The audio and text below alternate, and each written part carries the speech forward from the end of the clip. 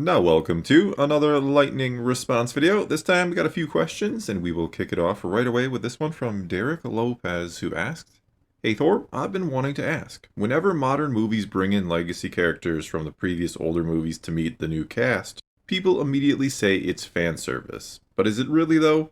Because as far as I'm concerned, fan service can only mean treating the legacy characters with respect while blending them in with the newer generation. And what they did to Luke, Han, and Leia in the sequel trilogy is what I call anti-fan service. They deliberately humiliated these fan-favorite characters just to prop up new characters, Rey in particular. And that's one of the reasons why the sequel trilogy is an absolute disaster. What are your thoughts?"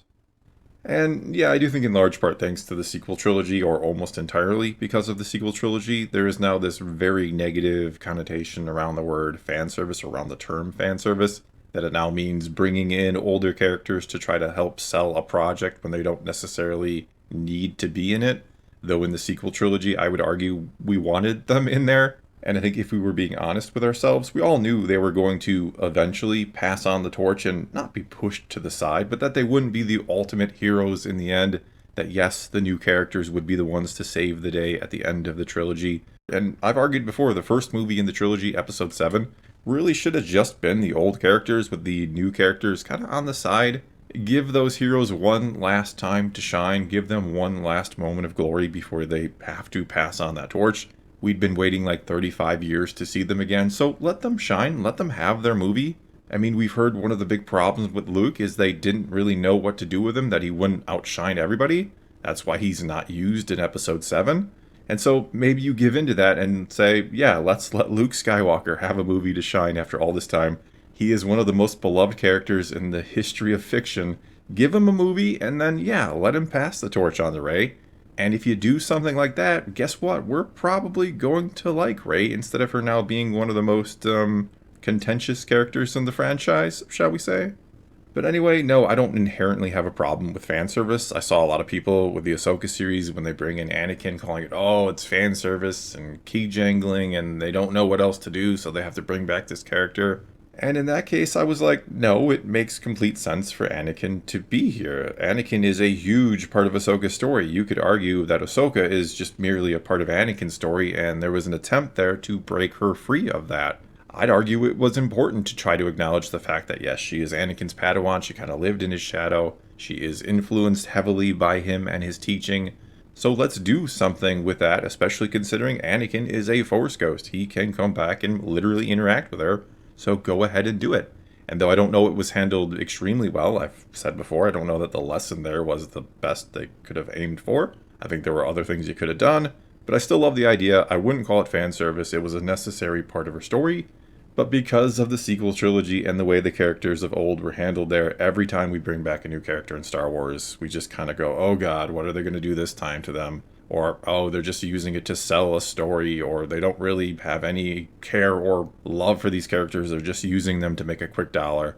And so I think there's just this combination of things that has happened where, again, the term fan service now has this negative meaning behind it where we just cringe every time we hear that we're going to get our beloved characters back because, of course, Disney is going to screw them up. Alright, let's move on to this question now from Red Kaijux, who said, "Hey Thor, a lot of people say they want Lucasfilm to bring back the EU, and that doing so would bring back a lot of goodwill from the fan base.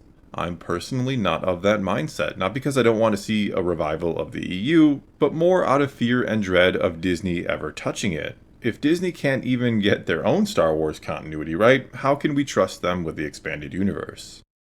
And I think the easy solution here is you just let the old authors do their thing. You bring them back. I'm sure most of them, if not almost all of them, would love to come back. I mean, heck, most of them are still working on the new canon.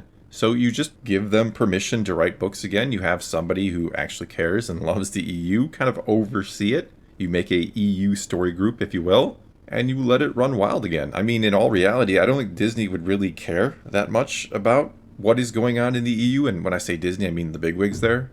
There's just not enough money in book sales for them to really want to micromanage that or to want to put their grubby little hands all over it. They'd probably just be happy to make a little money off of it and maybe, again, earn some goodwill back from the fan base.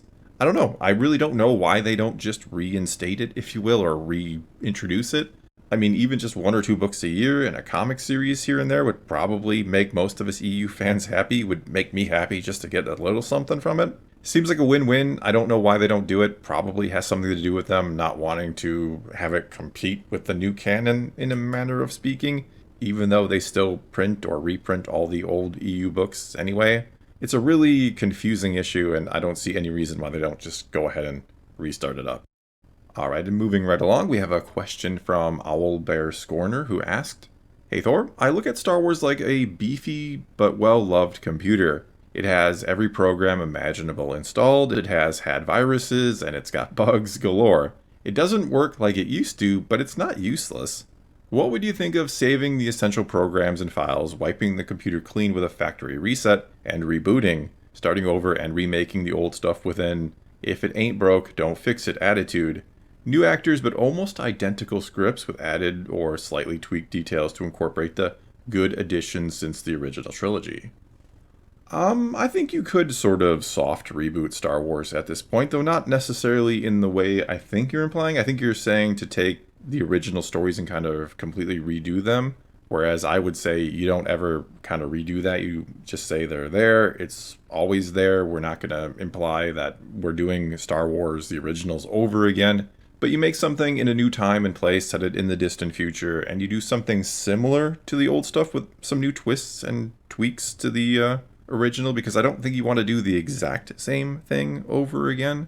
But you do want to do something similar at the same time. I don't know, it's a tricky question. I do think that they need to do something new and unique with Star Wars, yet the game plan seems to be just go post-sequel trilogy 5 to 10 years and do some stuff there. I don't think that's going to work for them. I think they'd be much better off just moving again into the distant future or going Old Republic. You carve yourself a little chunk of the Old Republic out and do whatever you want there. Either way, I kind of like your analogy. I agree Star Wars is like this old computer that just has a ton of files and it's had its problems. It's running slow. It should probably be replaced, but you got some good stuff in there. And I think you take the good stuff and you try to put it on a new computer, I guess would be my analogy.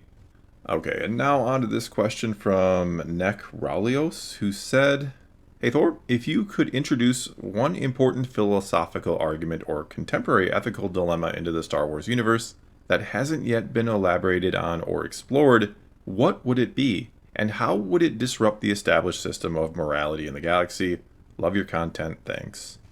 And that's a hard question which probably would deserve its own video, so I'll actually twist it up a little bit and say I would reintroduce the whole ideas that Lucas tried to introduce. The whole selfish versus selfless, the whole balance of the Force thing that many people just don't get or kind of misinterpret to mean we need X amount of dark and X amount of light and then everything is great in the galaxy. When in reality, it's much more simple than that. It's people just being generous to each other. It's people being kind. It's a system working as intended, a symbiotic system where if I am more selfless and if I give more than I take, other people don't go without, and we can all live happily ever after. That is the quickest and easiest way I could put it. And I certainly think that is a very, very important lesson for everybody to try and learn, that if you were just a little more generous than you are selfish, the world would be a better place. And so going back to the previous comment about the computer and trying to do something new in a different time and place, that's kind of what I would do. I would make a story that really tries to reinforce that idea, tries to elaborate on it more than Lucas did in the films. That's probably why we're in this situation now. I don't think Lucas made it very clear about what balance is in Star Wars. And so I don't blame people who get it wrong, who think, again, balance is like equal dark and light. I mean, that's not right, but I can understand how you could have come to that conclusion. And so I would go back to his core ideas first. I think there's other answers to this question that could be really fun and interesting, other things that could be explored in Star Wars that would be perfect for it, but that's probably an answer or question for another time. Alright, well I think that is going to be all I got for you this time. Now it is your turn. Take to the comments below and tell me what you think about any of these questions or my answers or whatever the case may be. You can also ask a question for a future lightning response video. You just start your comment off with Hey Thor. I'll try to answer it in a future video.